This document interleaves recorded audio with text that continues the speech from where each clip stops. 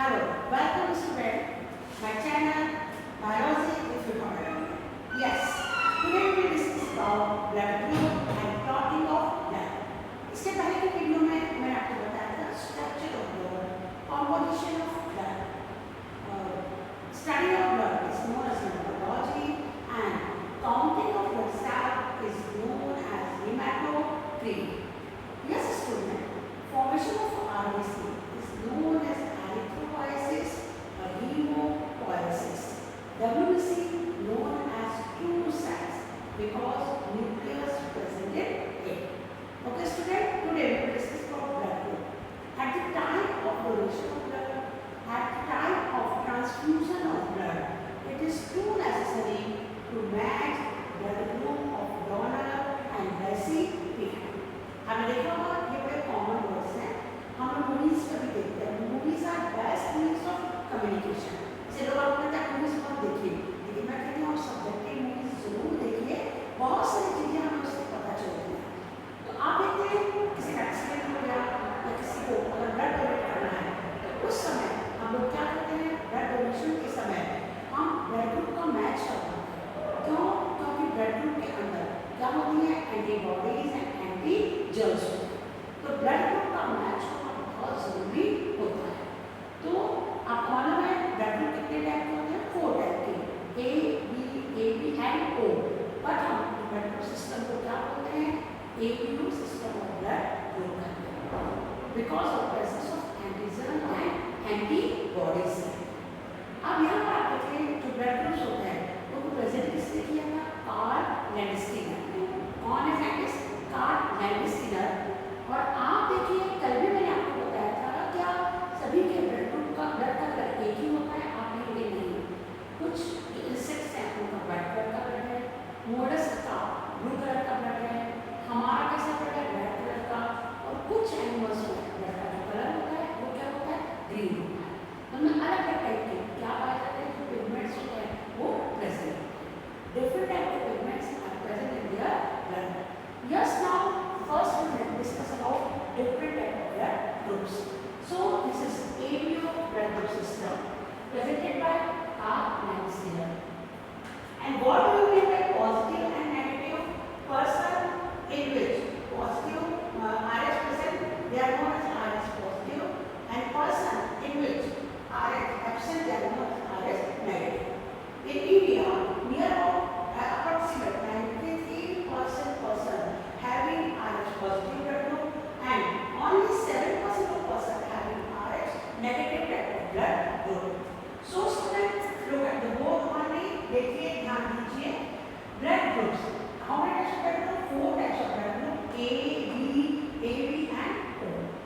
Blood group A having antigen A and antibody B. Antigen A and antibody B. Blood group B having antigen B and antibody A. Blood group B में कौन होती है? Antigen B होता है and antibody कौन सी होती है? A होती है. Next blood group AB blood group. इसमें antigen AB and no antibody present in blood group AB. Then blood group O. इसमें no antigen present in it. इसके अंदर antibody कौन सी होती है? AB. Which antibody? A and B. Yes, अब देखिए the main thing is that क्या है इसके अंदर फॉर्मेशन मतलब डोनेशन. कौन सा ब्लड ग्रुप किसको डोनेट कर सकता है? ब्लड ग्रुप A और AB को डोनेट कर सकता है. ब्लड ग्रुप B और AB को डोनेट कर सकता है. ब्लड ग्रुप AB एंड इसमें AB को डोनेट कर सकता है और ब्लड ग्रुप O सभी को डोनेट कर सकता है. AB and O. इसको बोलते हैं blood group O is known as universal donor and blood group AB is known as universal recipient. Blood group O is known as universal donor. Yes, now the question is why blood group O is known as universal donor? Blood group O is known as universal donor because no antigen present in it. Only antibodies A and B are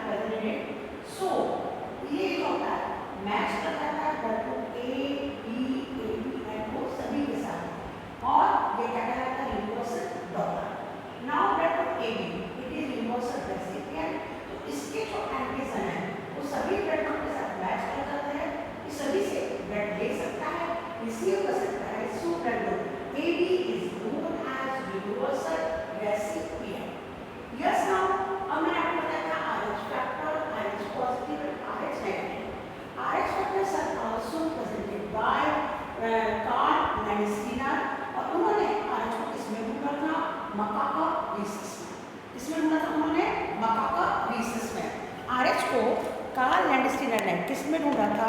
मकाकापीसस के अंदर उन्होंने किसको ढूंढा था? RH को ढूंढा था। Persons in which RH is present, they are known as RH positive, and persons in which RH absent, they are known as RH negative. Okay तो अभी देखिए eight the time of blood transfusion, blood donation, RH का match होना भी बहुत ज़रूरी है। और आजकल मैरिज के समय भी RH फैक्टर को क्या किया जाता है? मैच किया जाता है।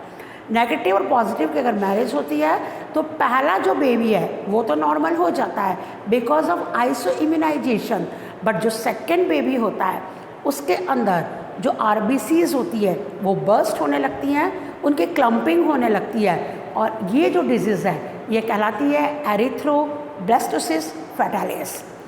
स्टूडेंट पे अटेंशन, इस पर क्वेश्चन बनता है। एरिथ्रोब्लास्टोसिस फैटालिस, और इस समय जब मदर प्रेग्नेंट होती है तो उसे anti-RH के इंजेक्शन लगते हैं और बहुत ज़्यादा प्रिकॉशन रखना पड़ता है। जो RH बेबी होता है उसको रीसस बेबी कहते हैं, और उस बेबी को जॉन्डिस जैसी जो प्रॉब्लम है वो बार बार अराइज हो सकती है।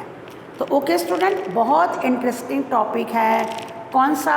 Blood group, matching of blood group. जब हम जेनेटिक्स पढ़ेंगे तो उसके अंदर हम ब्लड ग्रुप की जेनेटिक्स पढ़ेंगे कि किस तरह से जो ब्लड ग्रुप है वो उसका इनहेरिटेंस होता है from one generation to another generation. Okay student, now blood group A B and O। Antigen मैंने आपको बता दिए, एंटीबॉडी बता दिए, कौन किसको ब्लड डोनेट करता है ये भी बता दिया, RH positive and RH negative ये भी हमने डिस्कस कर लिया। और disease caused due to unmatch of RH उसको हमने क्या बोला? That is known as erythroblastosis fetalis. Okay, now we will discuss about blood clotting और क्लॉटिंग ऑफ ब्लड। देखिए ये बहुत अच्छा क्वेश्चन है कि जो जेनेटिक डिजीज़ है, जो हेरिडिटरी डिजीज़ है, that is haemophilia, thalassaemia, haemophilia जिसके अंदर कि ब्लड का क्लॉट नहीं बनता, इसको रॉयल डिजीज़ भी कहते हैं। क्यों? क्योंकि इंग्लैंड में जो महारानी विक्टोरिया थी उनसे ये आगे की तरफ पूरा का पूरा इनहेरिटेड हुआ था उनके डिफरेंट जनरेशन के अंदर। हीमोफीलिया के लिए बहुत इंपॉर्टेंट बात है कि इसमें जो फीमेल्स होती हैं they are carrier only. Females only क्या होती है? कैरियर होती हैं। और हीमोफीलिया जो डिजीज़ होती है वो किसको होती है? मेल्स को। हीमोफीलिया जो डिजीज़ होती है वो किसको होती है? मेल को होती है। और फीमेल्स क्या होती हैं? ओनली कैरियर होती हैं। अब आप यहाँ पर देखिए, इसके अंदर हमने क्या बताया, जो ब्लड क्लॉटिंग है, अगर किसी व्यक्ति में फ्लो करते समय भी ब्लड का अगर क्लॉट बन जाता है, ये मैं आपको बताऊंगी कि इसका क्या रीज़न है। तो क्लॉट बन जाता है तो उसको बोलते हैं thrombosis, and because of this thrombosis क्या हो जाते हैं? क्लम्प्स बन जाते हैं, ब्लड हार्ट तक नहीं पहुँच पाता और हार्ट अटैक के चांसेस बन जाते हैं। तो अभी ये भी आपको क्वेश्चन है कि streptokinase is a kind of enzyme which is act as clot blaster. उसको हम लोग क्या कहते हैं? क्लॉट ब्लास्टर कहते हैं। उसका नाम है स्ट्रेप्टोकाइनेज एंजाइम। ओके, तो clotting of blood, blood clotting very important mechanism है अपनी बॉडी का। आपने देखा होगा कभी आपको अगर कोई कट लगता है या कुछ भी होता है तो उसमें से ब्लड निकलता है और थोड़ी देर बाद एक लेयर या पपड़ी जैसी बन जाती है। तो वो किसकी होती है? आपने देखा वो लेयर या जो पपड़ी जैसी बन जाती है वो क्या होता है? ब्लड का क्लॉट होता है। प्रोटीन के फाइबर्स होते हैं, उनमें आकर के RBC क्या होती है? ट्रैप हो जाती है। कैसे होती है? देखिए अब, the main mechanism of blood clotting, इसके अंदर मैंने आपको जब कल बताया था तो उसमें बताया था platelets, they are also known as thrombocytes, they are responsible for clotting of blood. Yes, now इसमें समय कितना लगता है? It takes 3 to 10 minutes clotting के लिए। अलग अलग पर्सन में थोड़ा वैरी भी करता है, किसी के अंदर बहुत अधिक जल्दी हो जाती है क्लॉटिंग, किसी में थोड़ा देर से होती है। हमारी बॉडी में एंटी कोगुलेंट होता है, दैट इज़ हेपेरिन। हेपेरिन कहाँ पर फॉर्म होता है? लीवर में। आपको मालूम है, keep in your mind students, बहुत सारी बायोलॉजी की ट्रिक्स हैं जो मैंने खुद बनाई हैं। एक पूरा वीडियो मैं बनाऊंगी बायोलॉजी की ट्रिक्स के ऊपर। तो कैसे बायो को अपने माइंड में रखते हैं, कैसे बायो की जो टर्मिनोलॉजी है उसके साथ हम फैमिलियर होते हैं, और कैसे बायो की जो टर्म्स हैं वो हमारे टंग पर आकर के सेट होते हैं। तो इसके लिए मैं आपको एक अलग से वीडियो वो भी दूंगी। यहाँ पर आप देखिए एंटी कोगुलेंट। कौन होता है? हेपेरिन। तो जब भी कभी ब्लड का क्लॉट बन जाता है या किसी व्यक्ति को थ्रोम्बस के कारण हार्ट अटैक आता है तो उसको इंजेक्शन किसका लगता है? हेपेरिन का, स्ट्रेप्टोकाइनेस एंजाइम का, जिसको कि क्या बोलते हैं? क्लॉट ब्लास्टर कहते हैं। Streptokinase is known as clot blaster. अब यहाँ पर आप देखिए, यहाँ पे mechanism of clotting of blood हम देखें तो टिश्यूज़ का रैप्चर होता है। अगर किसी को चोट लगती है या कोई इंजरी या at the time of accident या internal haemorrhage and all so many causes होते हैं, तो टिश्यूज़ का रैप्चरिंग होती है, थ्रोम्बोप्लास्टिन रिलीज होता है एंड दिस थ्रोम्बोप्लास्टिन जो है उसका वो किससे रिलीज़ होता है? रैप्चरिंग ऑफ प्लेटलेट से क्या होता है? थ्रोम्बोप्लास्टिन रिलीज होता है। फैक्टर 7 और फैक्टर 10, ये आपको क्वेश्चन आता है कि which factors are responsible for process of clotting. तो इसके अंदर कौन होता है? फैक्टर 7 और फैक्टर 10। जिन व्यक्तियों को हीमोफीलिया होता है उनमें ये फैक्टर्स नहीं होते और उनको अलग से ये फैक्टर दिए जाते हैं।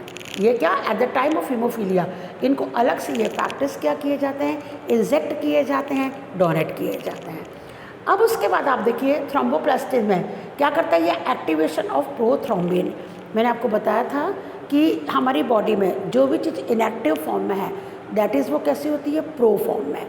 जैसे अगर मान लो रेनिन जो है वो अगर इनएक्टिव फॉर्म में प्रो रेनिन, हमारी बॉडी में ऑन्कोजीन होती है, अगर वो इनएक्टिव फॉर्म में है तो उसको हम क्या बोलते हैं? Proto oncogene. और यहाँ पर जो एक्टिवेशन प्रोथ्रोम्बिन है दैट इज़ इनएक्टिव फॉर्म और आफ्टर एक्टिवेशन दिस प्रोथ्रोम्बिन जो है वो कैसा हो जाता है? थ्रोम्बिन में चेंज हो जाता है। Prothrombin converted into thrombin. तो activation of prothrombin converted into thrombin. और यहाँ पर आप देखिए स्पेशल टाइप ऑफ प्रोटीन, मैंने आपको बताया था प्लाज्मा में टाइप ऑफ प्रोटीन जो प्रेजेंट होती है that is fibrinogen. The type of protein which is present in plasma that is fibrinozine, or this fibrinozine is converted into fibrin. This is soluble. Fibrinozine is soluble type of protein and this type fibrin is insoluble type of protein. Fibrinozine is soluble type of protein and this fibrin is insoluble type of protein. And formation of network like structure form with the help of this fibrin and RBC इसमें आकर के क्या हो जाती हैं? Trap हो जाती हैं। RBCs are trapped inside it. RBCs में आकर के क्या हो जाती हैं? ट्रैप हो जाती हैं। So now again different steps of blood clotting. First tissues जो होते हैं उसमें क्या हो गया? टिश्यूज़ में रैप्चर हुआ या कोई इंजरी हुई, रैप्चर क्या हो गई? प्लेटलेट्स हुई, थ्रोम्बोप्लास्टिन क्या हुआ? रिलीज हुआ। किससे? प्लेटलेट से। Then activation of prothrombin. Prothrombin is inactive form of protein and these factors which are responsible for such type of process factor 7 and factor 10। And कौन सा आयन होता है? Calcium ion. और इसमें एक और है जो बुक में मेंशन नहीं है, विटामिन के। विटामिन के is also essential for clotting of blood. Calcium and vitamin के इसलिए आपको कहा जाता है कि रोज़ आपकी डाइट में आप लोग कैल्शियम को ज़रूर लीजिए। आप लोगों को रोज़ कहा जाता है कि आपकी डाइट में आप कैल्शियम ज़रूर लें।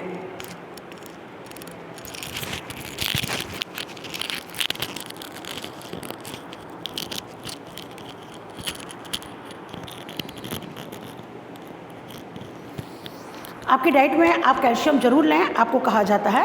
अब यहाँ पर देखिए इन प्रेजेंस ऑफ विटामिन के with the help of factor 7 and factor 10 this prothromboplastin is induced activation of prothrombin converted into thrombin, and fibrinogen, it is soluble type of protein, it is converted into fibrin with the help of calcium